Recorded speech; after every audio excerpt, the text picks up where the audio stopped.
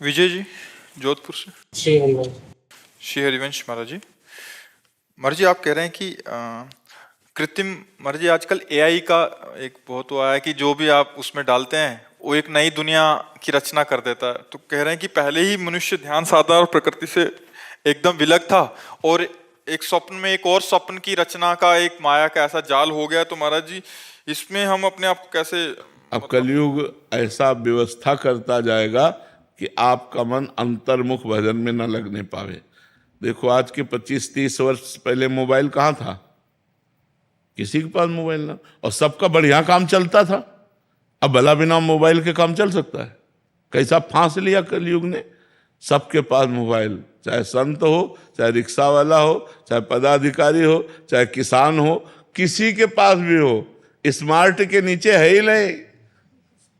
सबके मोबाइल, दिन भर लगे रहो उसी में, ना भजन, न शास्त्र स्वाध्याय, न सत्कर्म, उसी में लगे रहो, बस मोबाइल में लगे रहो।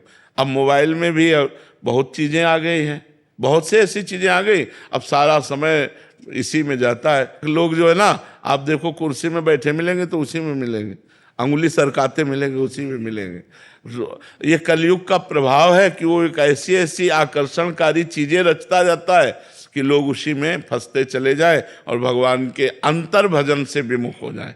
अंतर भजन, अब माला लिए हो, मोबाइल लिए, मतलब क्या माला चलेगा? माला लिए हो, मोबाइल भी देखते चले जा रहे हैं, अब वो माला क्या चल रहा है? वो तो एक क्रिया हो रही।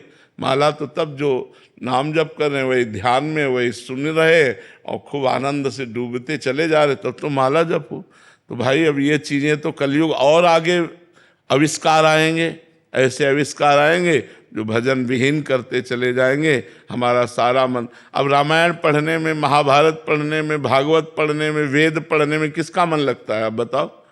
इतने लोग बैठे हैं, कौन रोज स्वाध्याय करता है कि रोज सुबह उठकर नहा धो करके वेद का पाठ हो रहा है, संध्या गायत्री हो रही, भागवत का पाठ हो रहा है? कोई बिरला ही करता होगा।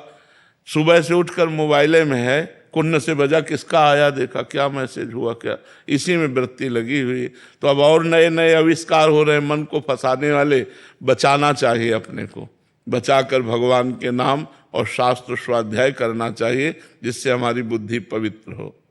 शास्त्र पढ़ते समय माला एक साथ नहीं, हमें लगता है जब शास्त्र पढ़ो तो पूरा ध्यान शास्त्र में क्या कह रहा है, वो ध्यान का विषय एकाग्र होकर, जैसे हम आपसे बात कर रहे हैं, तो अब आप एकाग्र होकर सुनोगे तभी तो पकड़ पाओगे। अगर इसमें एकाग्रता करोगे तो फिर माला में एकाग्रता नहीं हो पाएगी।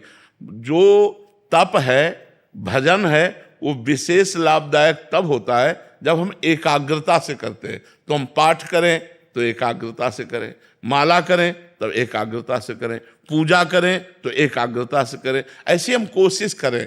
अब जैसे हम रास्ते में चल रहे हैं तो हम माला जप कर रहे हैं, ऑफिस में तो माला, लेकिन जब हम भगवान की कोई बात सुन रहे हैं, संतों की कोई बात सुन, तो हमें पूरा एकाग्र हो जाना है। एक एक शब्द हमको उनका ग्रहण करना है। अगर हमें खाली समय मिलता है तो राधा राधा, नहीं तो हम पूरा समय उनकी बात में देते हैं, क्योंकि बड़ा दुर्लभ होता है, संत समागम बड़ा दुर्लभ होता है।